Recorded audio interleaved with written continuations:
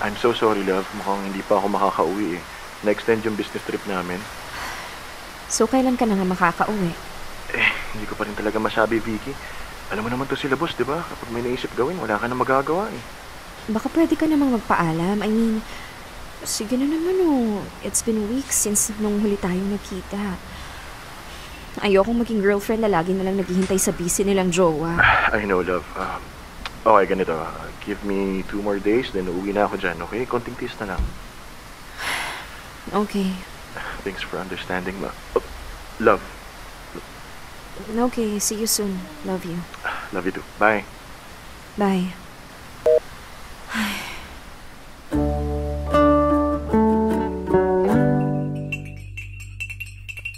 Teo, kape. Salamat eh. Gusto mo pa ng biscuit? Meron pa ata akong isang lating biscuit sa pantry. Di na te, okay na to. Maupo ka na dyan. Madami pa tayong pag-uusapan. Oh, so ano na? Wala pa rin si Roberto. Sadly, sabi niya 2 days na lang at uuwi na siya. Pero ito, wala pa rin. Te, hindi naman sa pinag-iisip kita ha.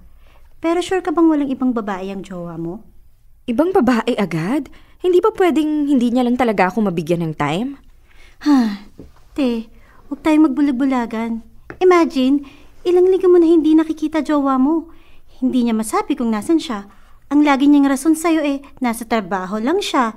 Te, dinaig pa ng jowa mo ang UN sa dami ng red flags. Te, hindi rin naman malabo na talagang busy lang siya sa work. Hay nako, yan. Kanyang thinking ang magpapahamak sa'yo anong gagawin ko? Confront ko na ba siya? Gaga, wag no. Huwag kang gagawa ng kahit anong kilos nang walang matibay na ebidensya. Sabi nga ni Kuya Kim, maging mapagmatsyag. Siguraduhin muna natin na may ginagawang kalokohan si Roberto, saka natin sugurin. Di ba mas okay na mag-usap na kami para magkaalaman na? Vicky, pag sinugod mo si Roberto na wala kang hawak na kahit anong ebidensya, itatanggi niya lang lahat ng ibabato mo sa kanya.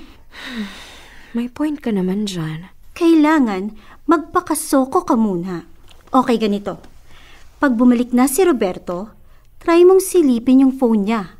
Check mo mga tawag na ginawa niya nung mga araw na wala siya sa'yo. Tapos, check mo messages niya. Kahit na pangalan ng lalaki o kaya mama niya, check mo. Baka tinago niya lang yung name. Mainam na sure ka. Okay.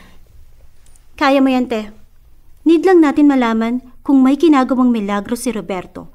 Kung wala, di balik tayo sa original na hula natin na baka talagang busy lang siya sa work.